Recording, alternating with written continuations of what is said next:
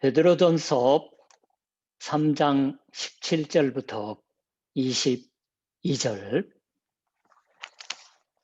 목사의 아들로서 태어나 대단히 긴 정신적인 고투 속에서 참으로 독특한 말로 많은 사람들에게 감화를 주어온 그리스도인 사상가 모리 아리마사 센세이노 저서 가운데 어떻게 사는가라는 작은 책이 있습니다. 읽기 쉽지만 내용이 풍부한 책이라고 생각합니다. 어떻게 사는가라는 표제이기는 하지만 안에 수록되어 있는 문장은 거의 전독 강연이라고 말해도 좋습니다.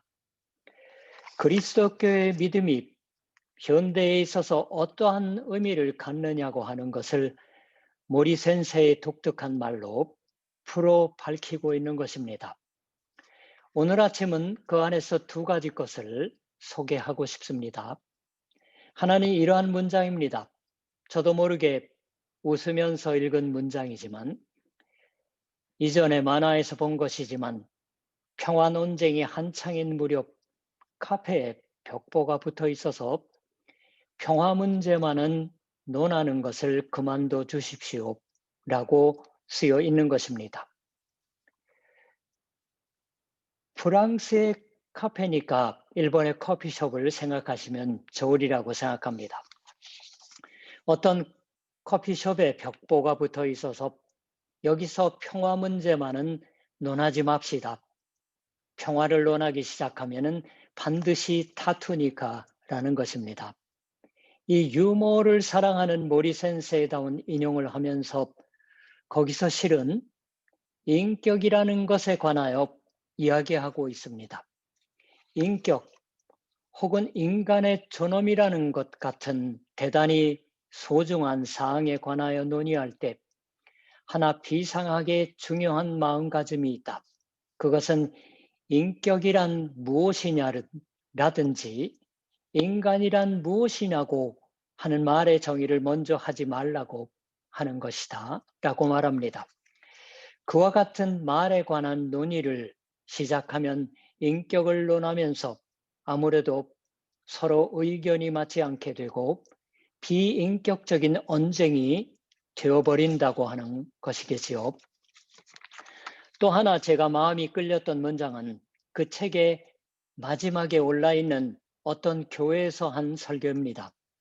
센세의 건강 상태에 관하여는 돌아가시기 몇 년이나 전부터 얘기를 하고 있는 사이에 상태가 나빠지거나 갑자기 눈이 보이지 않게 된다든가 건강 상태가 좋지 않았던 듯합니다.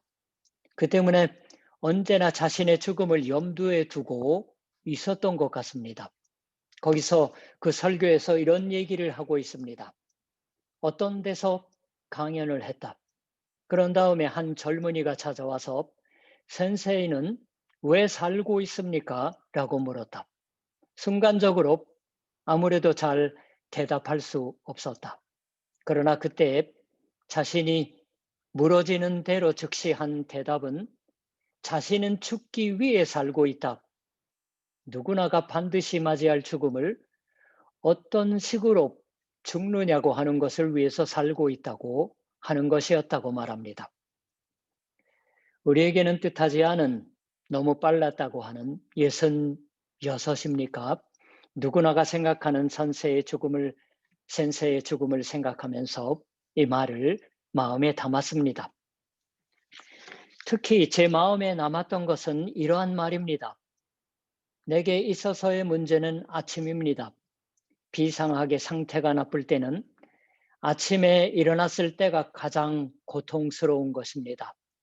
또 하루가 왔나 하고 생각하면 눈앞이 잿빛으로 닫혀버린다. 그러나 그때 정말로 믿음이 뚜렷해져서 실은 가장 중요한 것은 그리스도에게 있어서 용서받고 있는 것이다라는 것을 생각하면 갑자기 원기를 찾습니다. 그것을 어쩌다가 잊어버리고 있으면 정말로 잿빛 하루가 됩니다. 이것은 실로 훌륭한 말이라고 생각합니다. 길게 인용했습니다. 그러나 저는 이 모리 센세이의 말이 오늘 아침 우리가 여기서 배우려고 하고 있는 베드로전서의 말씀에 관한 대단히 뛰어난 자신의 몸으로 하셨던 추석이다라고 생각합니다. 이 베드로전서 3장에 특히 19절 이하는 이 편지 안에서도 가장 난해한 부분이라고 말해지고 있습니다. 주 예수께서 다시 살아나신 후에 옥에 있는, 세번역은 갇혀 있는 영들에게 가십니다. 공동번역 개정판입니다. 갇혀 있는 영들에게, 일본어 성경은 그런 식으로 번역을 하고 있어요. 시편 139편 8절의 표현을 쓴다면, 말하자면 음부에 갇혀서, 우리들의 개역개정 성경은 전부 수월이라고 바꾸고 있습니다. 의미가 좀 그러니까 수월에 갇혀서 영들에게 구원을 선교하셨다고 이야기하고 있는 것입니다. 선포하셨다라고 되어 있지만 선포하셨다라고 하는 것은 무슨 선언을 한다, 독립선언을 한다, 이렇게 하시오라고 전해서 일방적으로 따라오지 않으면 안 된다고 하는 의미로 받아들이기 쉬운데, 원래 의미는 캐리그마의 동사형입니다. 선교, 전도하신 것이에요.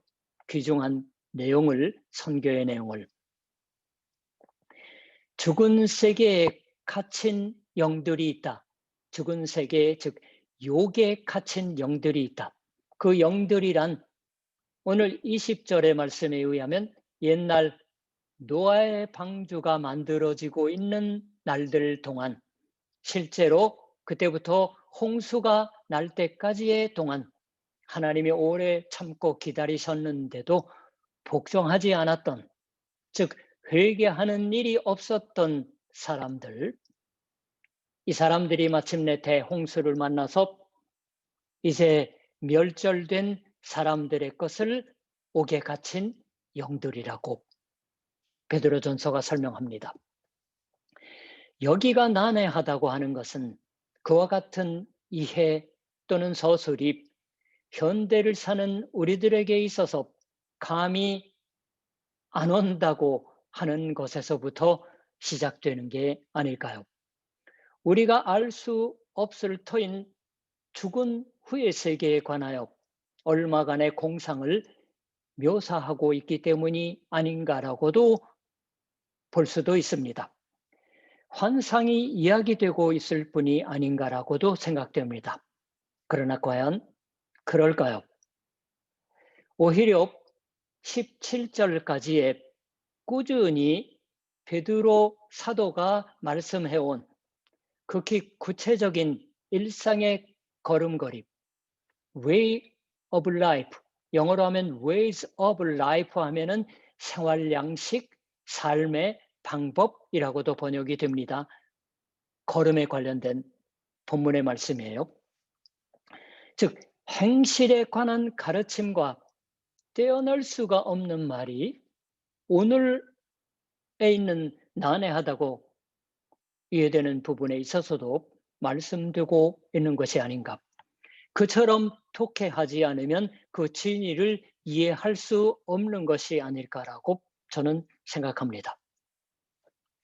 19절에 그는 영으로 옥에 있는 영들에게도 가셔서, 세번역이지만 그리스도는 영으로 옥에 있는 영들에게도 가셔서, 영으로 가서 옥에 있는 영들에게가 우리가 흔히 읽는 개역개정입니다. 그렇게 되면 영으로 간다가 강조가 되는데, 원문은 영으로 옥에 있는 영들에게로 가셨다라고 하는 말이 되는 거예요. 원문은 세번역처럼. 또 22절에는 그는 그리스도가 하늘에 오르사라고 하는 말이 나옵니다. 여기서 가서 또는 오르사라고 하는 번역은 틀리지 않습니다. 오히려 자연스러운 번역입니다. 옛날에는 가서도 내려가서라고 번역하고 있었어요. 음부, 수월이니까. 그러나 원문에서는 이게 양쪽 다 똑같은 말입니다. 단어예요. 가다, 그리고 통하다라는 것을 의미하는 말입니다. 이 말의 이해를 위해서 상기해 주시면 좋은 것은, 떠올려 주시면 좋은 것은 가다, 통하다와는 반대적인 의미의 것을 말씀하고 있는 갈라디아서 4장 20절의 바울의 말입니다. 내가 이제라도 너희와 함께 있어 내 언성을 높이려 함은 너희에 대하여 의혹이 있음이라. 새 번역은 나는 여러분의 일을 어떻게 하면 좋은지 당황하고 있습니다. 갈라디아 사람들에게 열심히 구원을 선교했는데도 그 구원을 갈라디아 사람들이 이해하지 않게 되고 버리고 당치도 않은 잘못된 생각에 빠져들어 버렸습니다.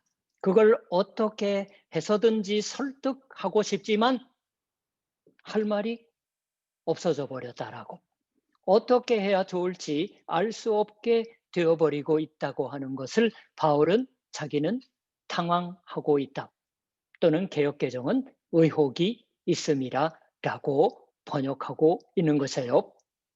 의혹이 있다, 당황하고 있다라고 하는 말은 신약 성경에 딱 6번 나오는 말입니다. 다른 곳에서는 번민하다, 근심하다, 의심하다, 모르다, 답답한 일을 당하다, 오늘의 말씀에서 의심하다라고 나와요. 그것은 그리스어의 의미로 보면, 본문의 의미로 보면은 강을 건널 다리가 없어져 있거나 통하고 있을 터인 길이 없어진 곳에 생겨나는 상태를 말합니다. 그것과 마찬가지로 사람의 마음에 아무래도 자신의 마음이 닿지 않는다, 말이 닿지 않는다 하는 것이 바울의 체험이었습니다.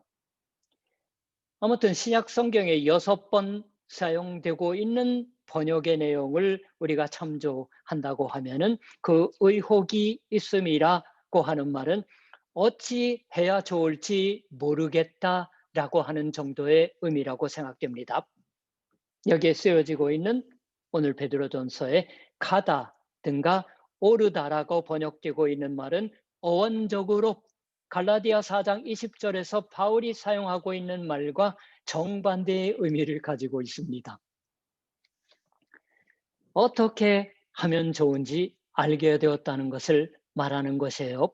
가다, 오르다라고 하는 말, 길이 생겼기 때문입니다. 통하다라고 아까 말씀드렸죠. 위로도 어디로도 길이 통하게 되었습니다. 이유는 주 예수께서 다시 살아나셨기 때문입니다. 주 예수는 죽고 다시 살아나셔서 어떻게 했나? 공동번역 개정판을 보면은 수월에 가신 것을 부활하시고 난 것으로 확실히 이해할 수가 있습니다. 그리스도께서는 몸으로 죽으셨지만 영적으로는 다시 사셨습니다. 다음에 나오는 말이에요. 죽은 자의 세계로 가 거기에서부터 다시 하늘을 향하셨다라고 하는 것입니다. 주 예수의 부활에 의해 수월에 나라를 뚫고 나가서 하늘에 이르는 길이 열렸다라고 바울이 말씀하는 셈이기도 합니다.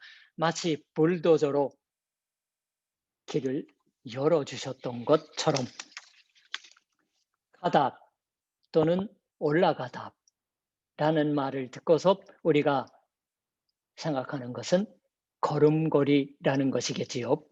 예를 들면 3장 1절에서는 행실이라고 번역되었고 16절에서는 선한 행실, 선행의 그 행함입니다. 어느 것이나 걸음걸이를 의미하는 말이었습니다.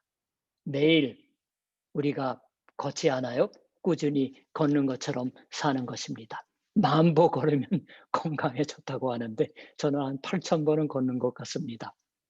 진리라는 것은 우리의 일상의 걸음걸이 중에서 배우고 일상의 걸음걸이가 진리로 살아가는 모습을 비추어내는 것입니다. 일상의 걸음걸이 중에서 맛보고서 진리가 질서인 것을 알 수가 있는 것입니다. 그 사람의 걸음걸이를 보고서. 베드로전서는 예수 그리스도의 구원의 일하심, 옛날에는 역사하심이라고도 말했죠. 구원에 관한 가르침을 일상의 우리의 걸음걸이와 견실하게 결부된 곳에서 깊이 생각하고 그것을 가르치고 있는 편지입니다. 그 우리의 걸음걸이는 2장 21절의 말씀에 의하면 그리스도께서는 여러분을 위하여 고난을 당하심으로써 여러분이 자기의 발자취를 따르게 하시려고 여러분에게 본을 남겨 놓으셨으니까 가능하게 된 것이라고 말씀하고 있는 것이에요. 일본의 호쿠리쿠 지방 가나자와 니가타, 후쿠이, 토야마, 이시카와 또 있겠죠. 이것은 이제 머지않아 눈과의 싸움이 시작됩니다. 매일 눈 치우기로 세월을 보내는 듯한 생활이 시작됩니다. 특히 신설, 첫 눈이 내렸을 때에는 길을 알 수 없게 되어요. 제법 내립니다. 깜빡하면 그래서 가다가 도랑에 빠져버립니다. 여러분도 여름이나 관광지역, 산강 같은 데 차로 가시면은 길 양편에 흰 보라고 할까요? 막대기 있잖아요. 빨간 선으로 좀 이렇게 있는 것처럼. 거기 옆으로 가면 도랑에 빠져버리는 거예요. 타이어가. 그때 하나의 요령이 있습니다. 아무리 아침 빠를지라도 자기보다 먼저 신문 배달하는 사람이나 우유 배달하는 사람이 밟고 지난 발자국이 남아 있습니다. 그게 있으면은 안심할 수 있다고 해요. 제일 먼저 눈을 밟아준 흔적을 더듬으면 안전한 것입니다. 그 발자국에 맞추듯이 자신의 발을 거기에 얹혀가면 확실합니다. 그처럼 우리는 믿음 신앙인에게 있어서는 자신의 인생에 있어서 아무리 눈이 깊은 곳에 가도 주 예수 그리스도께서 먼저 걷고 있어 주시는 거예요. 그 주님의 발자국에 자신의 발을 얹어 가면 된다라고.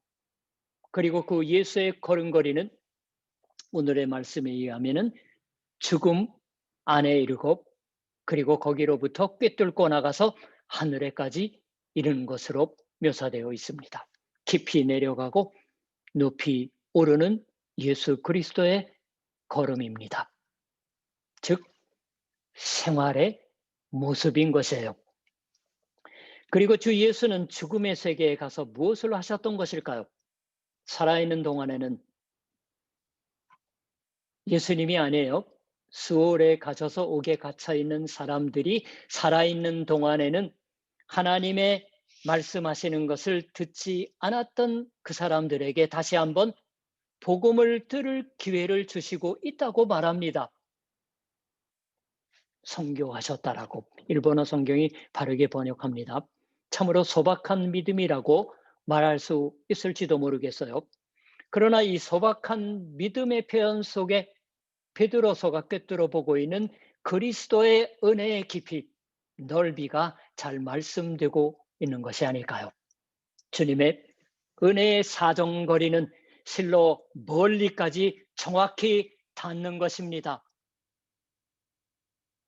잘못 떨어질 수가 없어요. 어떤 학생이 세례를 받으려고 했습니다. 일본에서 얘기입니다. 그 학생은 처음에 믿음 생활에 들어가기를 주저했습니다. 어느 때 목사에게 와서 대단히 심각한 얼굴을 하고 이러한 얘기를 했습니다. 자기는 이 교회에서 주 예수님 이외에 자신의 구원은 없다고 하는 것을 잘 알 수 있었다. 그러나 자신의 양치는 이미 죽어버리고 있다. 불교도로서 죽었다. 성경적으로 말하면 양치는 구원받지 못하며 천국에는 갈 수 없다. 그 말 들어도 방법이 없지만 제 양친에게는 책임이 없다. 양치는 단 한 번도 그리스도교의 말씀을 들을 기회가 없었다. 그러니까 옛날 그대로의 불교도로서 죽었다. 게다가 자신에게 있어서 대단히 좋은 양친이었다. 그 둘 다 멸망에 이르고 나만이 천국에 갈 수는 없는 생각이 드는데 어떻게 하면 좋을까? 부모들은 구원받지 못하는 것일까요? 그렇게 말하는 것이었습니다. 목사는 이렇게 물었습니다. 자네는 양친에게 의리를 내세워서 믿음을 갖는 것을 그만두겠습니까? 자신도 이어서 지옥으로 가겠다라고 하는 것을 하겠습니까? 물론 그것으로 됩니다라는 말을 할 수는 없겠지요. 그러니까 곤란하게 되어서 괴로워하다가 목사에게로 상담하러 온 것입니다. 목사는 거기서 다시 이렇게 말했다고 합니다. 만일 그렇다면 그처럼 양친의 부모님들의 구원에 관하여 번민하고 괴로움을 하는 그대로의 자신을 하나님께 맡깁시다. 그리스도의 은혜에 모든 것을 맡기면 좋습니다. 그것이야말로 신앙의 고백이요 주 예수께 대한 신뢰의 표현이 아닐까. 그 말을 듣고 그는 얼마 안 있어 세례를 받고 지금은 더욱 대단히 좋은 신앙의 고백을 하고 있다고 합니다. 베드로전서는 그처럼 믿음을 표현할 기회가 있었는데도 그걸 거부한 사람들이 있는 곳에까지 그리스도가 가셨다고 말합니다.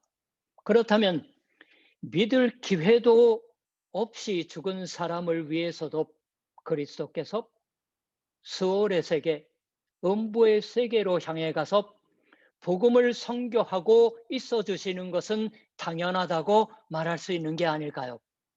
어디에라도 복음의 향기를 뿌리고 그 음부의 세계를 뚫고 나가서 하늘에까지 이른다.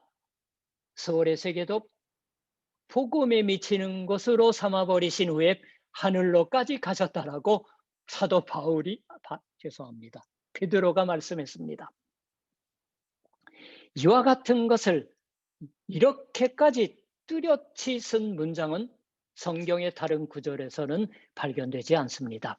그러나 이 베드로의 발언에 전혀 근거가 없는 것은 아닙니다. 주예서를 여러 가지 주예서를 읽어가면 이것과 비슷한 생각이 베드로 사도가 말한 것과 비슷한 생각이 딴 어떤 그 종교적인 문서에 있다느니 하며 설명을 하는 학자도 있습니다.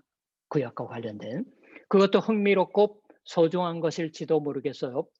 그러나 이 베드로의 편지가 이러한 것을 대담하게 게다가 소복하게 표현할 수가 있었던 결정적인 근거는 좀 더 딴 데 있다고 저는 생각합니다. 다시 한번 생각해 보면 조금 전부터 말씀드리고 있는 것처럼 이 베드로의 편지는 우리의 날마다의 걸음걸이를 우리가 가야 할 그 길을 뚫어주셨던 예수 그리스도의 발자취에 관하여 말씀하고 있습니다.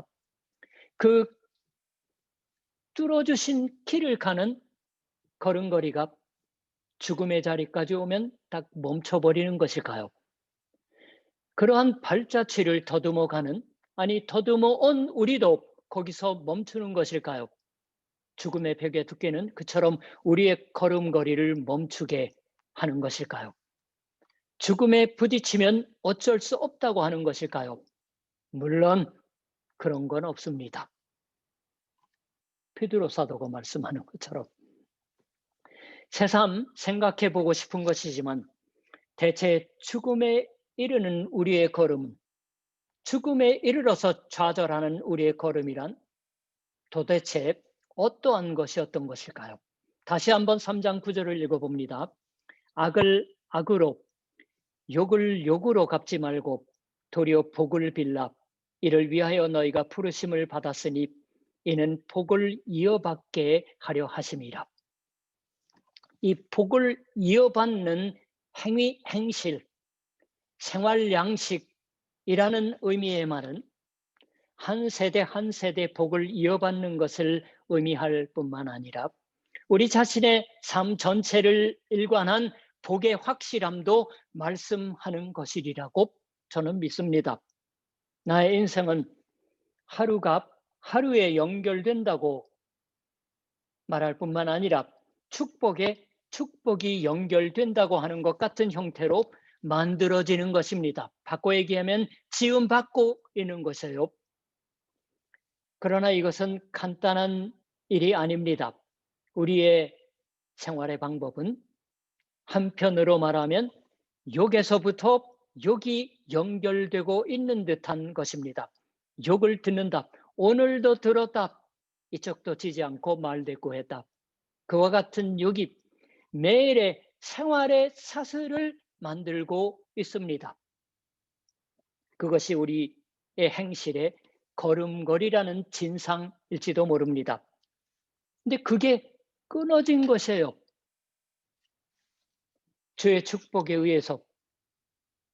그리고 설령 우리가 욕을 들어도 축복으로 거기에 응답하는 생활 방식이 시작되는 것입니다. 물론 이것도 그렇게 단순한 게 아닙니다.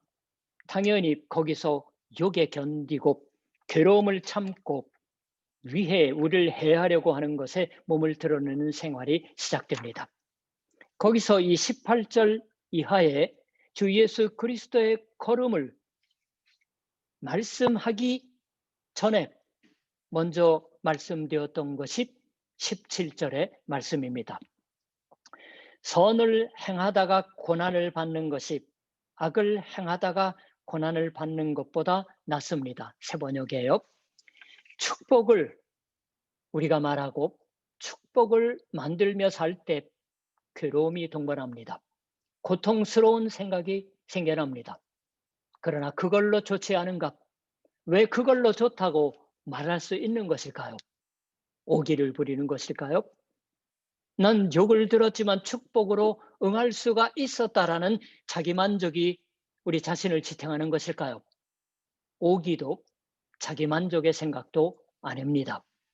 결국 이 세상에서 이기는 것은 욕을 세게 하는 것이고 결국은 완력으로 주의 사람들을 밀어젖힌 쪽이 승리하는 게 아닌가라는 의심이 우리의 마음속에 소용돌이 칠지라도 거기 정말로 이길 수 있는 것은 우리의 신앙심, 결의가 뚜렷하니까 라는 것이 아닌 것입니다. 이제부터가 중요해요. 거기서 베드로전서는 새삼 말씀합니다. 그리스도도 같은 길을 걸으셨던 것이다라고. 18절에 그리스도께서도라고 쓰여 있습니다.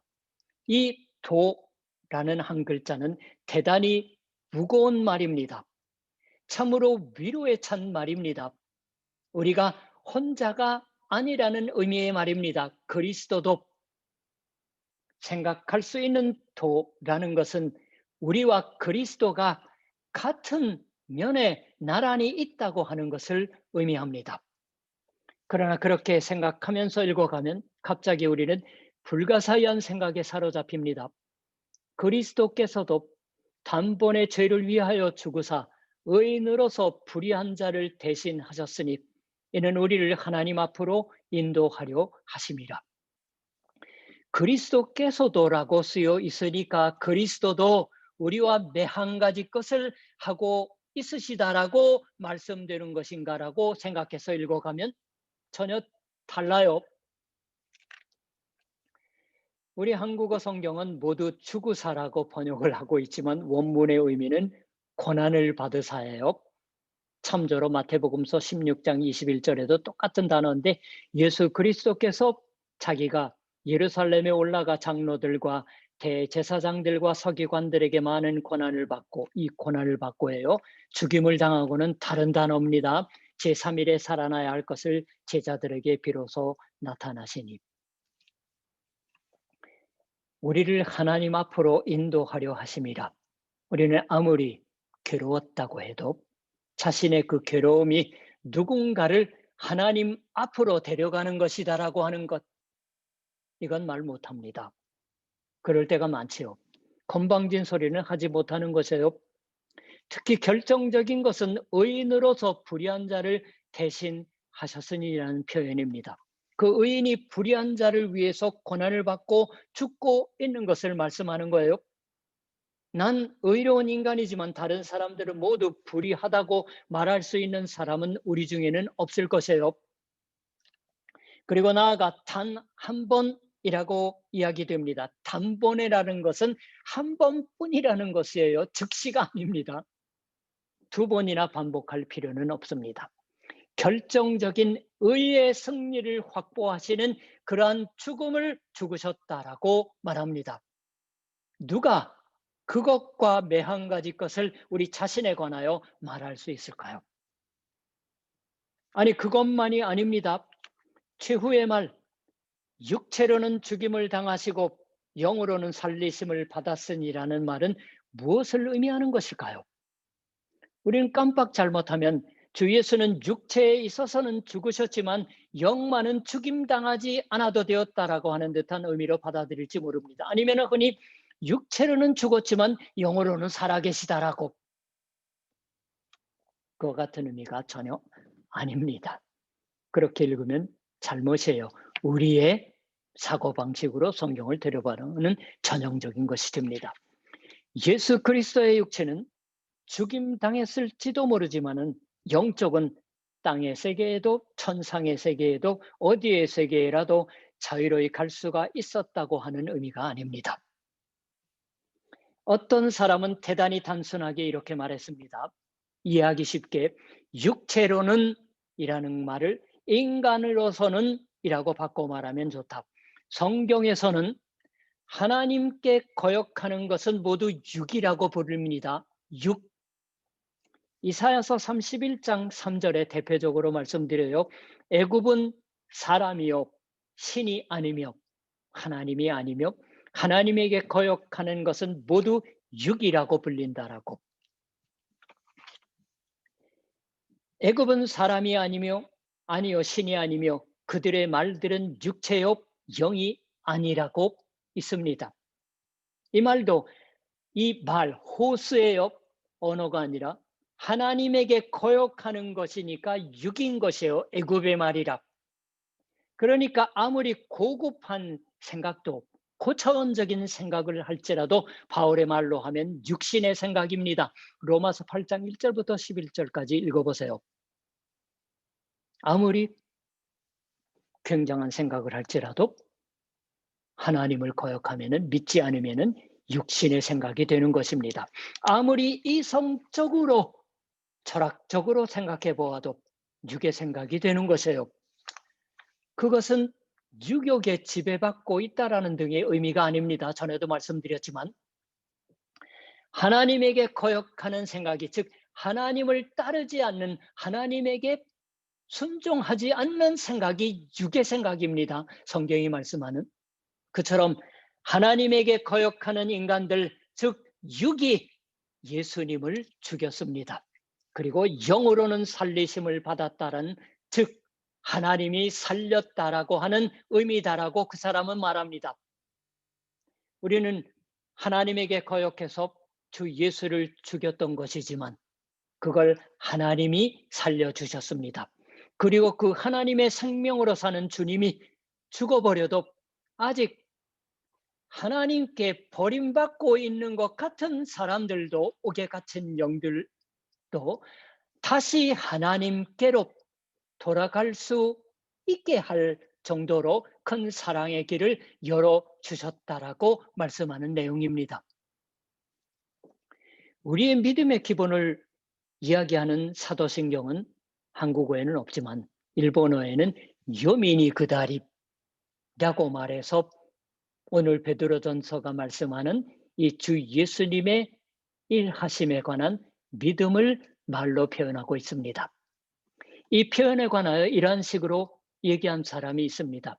스올, 음부라고 하는 것은 어두운 곳, 그러나 그 스올 음부의 어두움을 잘 알 수 있는 것은 거기로 빛이신 예수께서 가셨으니까, 빛이 있으니까 어두움이 어두움인 줄 안다라고 하는 거예요.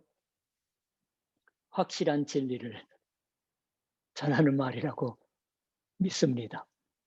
주 예수께서 가셨을 때 이미 스올이 음부가 아니게 되었습니다. 그걸 더 파고들어 말하면 실은 지금 살아있는 세계든 죽고 나서 후의 세계든 그것을 지옥의 암흑으로 바꾸는 것은 하나님이 아니라 우리다 라고 하는 의미가 됩니다. 말씀대로 살지 않는 거예요. 원수를 사랑하라. 이웃을 사랑하라. 우리의 하나님에게 거역하는 생각이다라고 하는 말입니다. 현대 세계는 그 의미에서 지옥을 만들고 있는 세계다라고도 말할 수 있습니다. 하나님에게 거역하며 삽니다. 그런 것이 이 세상을 암흑으로 만드는 것이다. 그리고 이 세상을 암흑으로 만드는 행위는 가장 구체적으로 어디에 나타나냐고 하면 주 예수를 죽인 것에 나타났던 것입니다. 지금도 그것을 해버리는 것이에요. 지금도 예수를 죽이는 것입니다. 주 예수의 사랑의 계율을 서로 사랑하라. 그래서 사랑에 있어서 우리의 가면이 더 확실하게 드러납니다. 예수가 말씀해 주신 하나님께 영광을 돌리는 생활이 소홀히 됩니다. 거기서 우리는 이 세상을 지옥으로 계속 바꾸고 있는 셈인 것이에요. 게다가 그 세계 속에서 예수 그리스도를 하나님이 다시 살게 하고 있으시는 것입니다. 그건 이 세상은 여전히 하나님의 빛 안에 있다라고. 아니, 지금이야말로 하나님의 빛의 밝음 안에 있는 것이다라는 것을 보여주고 있으시는 것입니다. 우리의 걸음이 증거를 해야 하는 거예요. 우리가 죽음의 세계를 쌓아갈 때 생명의 빛의 세계를 쌓으신 것은 주 예수 그리스도의 걸음걸이였습니다. 그 주 예수의 걸음을 근본적으로 만들고 있는 것은 그리스도가 다시 살아나게 하신 하나님의 그 크신 은혜예요. 그것만이 아닙니다. 20절 이하를 계속해서 읽어봅니다. 그 영들은 옛적에 노아가 방주를 지을 동안에 곧 하나님께서 아직 참고 기다리실 때에 순종하지 않던 자들을 말하는 것입니다. 그 방주에 들어가 물에서 구원을 받은 사람은 겨우 8사람밖에 없습니다. 그 물은 지금 여러분을 구원하는 세례를 미리 보여준 것입니다. 세례는 육체의 더러움을 씻어내는 것이 아니라 예수 그리스도의 부활을 힘입어서 선한 양심이 하나님께 응답하는 것입니다. 그는 하늘에 오르사 하나님 우편에 계시니 천사들과 권세들과 능력들이 그에게 복종하느니라. 세 번역으로 읽어드렸어요. 노아의 홍수라는 것은 사람들을 근절시킬 만한 물이었습니다. 8명만이 그 물속을 헤어나듯이 해서 살아남았다라고 말합니다. 노아의 가족이에요. 며느리들을 포함해서 그 물은 멸망의 물이었습니다. 그러나 여기서는 멸망의 물이라고 보지 않으며 구원의 물이라고 보게 됩니다. 그건 왜냐고 하면 오히려 세례의 물을 우선 연상하기 때문이에요. 이 당시의 세례의 배식은 우리가 이 교회에서 하고 있는 듯이 머리 위에 물을 묻힌다고 하는 것이 아니라 실제로 물에 들어갔던 것입니다. 물속에 전신을 넣었습니다. 그렇게 해서 전신을 물로 씻는다고 하는 것을 보고서 많은 사람들은 몸의 더러움을 정결하게 하고 있다라고 생각했었겠지요. 그러니까 육체의 더러운 것을 제하여 버림이 아니오라고 하는 말이 나옵니다. 세례란 무엇인가? 근본적인 것은 몸이 정결해진다고 하는 것이 아니라 하나님을 향한 선한 양심의 강구를 할 수 있게 되는 것이다라고. 혹은 새 번역에 따르면 세례는 육체의 더러움을 씻어내는 것이 아니라 선한 양심이 하나님께 대하여 하는 응답인 것이다라고. 이 22절은 예수 그리스도란 누군가를 설명하고 있습니다. 21절에서 그리스도라고 말씀되었던 것을 받아서 그 예수 그리스도는 하늘에 올라가서 모든 것의 지배자이시다라고 말씀합니다. 그 그리스도 앞에서 그리스도의 것으로 삼아지는 세례를 받는 것이에요. 거기서 우리의 양심이 선하게 된다라고 말합니다. 이 선한이라고 번역되고 있는 말은 10절에서는 좋은, 공동번역 개정판은 행복한 이라고 번역되고 있는 말과 똑같은 말이에요. 그러니까 좋은 양심, 행복한 양심 또는 복된 양심이라고 해도 될 만한 말입니다. 원어는 오히려 좋은, 하나님은 좋으시니 그걸 선하다라고도 하죠. 그건 착한 것만이 아닙니다. 이 근본적인 의미입니다. 좋은 양심이라는 말은 묘한 표현이 아니에요. 양심이라는 것은 그것 자체가 좋은 마음입니다. 그 좋은 마음이 좋아진다고 하는 것은 뭘 말하는 것일까요? 정말은 좋은 마음이 얻는데 좋지 않게 되어 있었기 때문입니다. 정말은 좋은 마음인데도 좋지 않게 되어버려서 오히려 죄투성이가 되어버리고 있는 우리가 그 죄의 더러움, 죽음의 마력에서 풀려나서 그야말로 정말로 선한, 확실한, 좋은, 행복한 마음으로 살 수 있게 되는 그것이 세례를 받는 자의 모습이다라고 말합니다. 그걸 가져오는 이야말로 하나님 우편에 앉아 계시는 예수 그리스도의 힘이다라고 말하는 것입니다. 이러한 선한 양심으로 사는 자의 모습을 우리가 쭉 베드로전서에 통해서 걸음걸이로서 계속 읽어왔습니다. 행실 또는 행위. 그러나 하나 건너뛰고 읽은 말이 있습니다. 18절에요. 그리스도께서도 점점점점 우리를 하나님 앞으로 인도하려. 하나님 앞으로 인도해 받는 것이에요. 그 하나님 앞에 바로 옆에 설 수가 있게 해 받는 것이 세례를 받는 우리의 모습이라고 말합니다. 거룩하지 못하면은 하나님 앞에 나아가면 죽잖아요. 그 세례요. 죽지 않게 하시는 이 하나님 앞으로 인도하다고 하는 말에는 여러 형태의 설명이 가해집니다. 그 하나를 소개해 드리면 예를 들면 대단히 권위 있는 사람이 있다고 합시다. 그 사람에게 우리는 당장은 가까이 갈 수가 없습니다. 경호원들도 있고.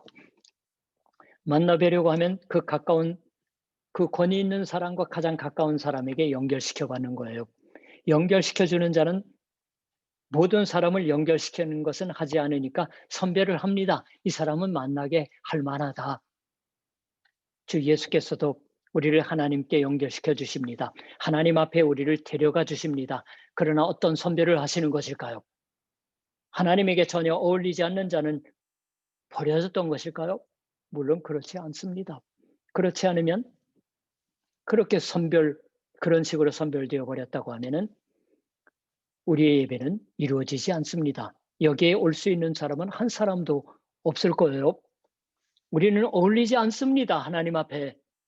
그러나 주 예수께서 아버지, 이 사람은 하나님이 아버지가 만나 주실 만한 사람입니다라고 해서 데려가 주시는 거예요. 우리가 보정하는 게 아니라 예수께서 보정하시는 거예요. 속아서 그런 일은 없습니다. 선한 양심, 하나님 앞에 내놓아져도 조금 더 부끄럽지 않는 양심이 되었다라고 주 예수께서 보증해 주십니다. 그 양심으로 사는 그것이 구원받는다고 하는 것이에요. 우리 자신을 보증하는 게 아닙니다.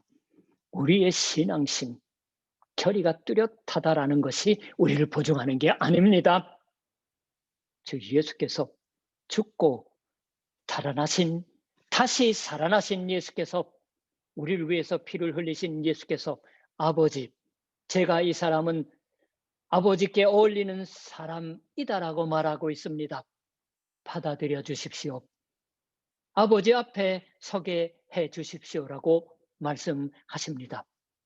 예수께서 여신 이 길만이 하나님께 가까이 가는 길인 줄 믿습니다. 기도하시겠습니다. 주 예수 그리스도의 아버지 되신 하나님, 우리에게 죽음을 초월하는 소망을 허락해 주옵소서. 그 소망을 알고 있는 까닭에 지금 사는 매일매일을 하나님의 은혜를 경험하는 생활로서 아침에 눈뜸에 있어서도 원기 있게 눈뜨며 저녁 자리에 들어갈 때에도 오늘 밤 하나님께 불려갈지라도 라는 확실한 생각으로 잠자리에 들 수가 있게 하여 주시옵소서. 주님의 거룩하신 이름으로 기도드립니다. 아멘.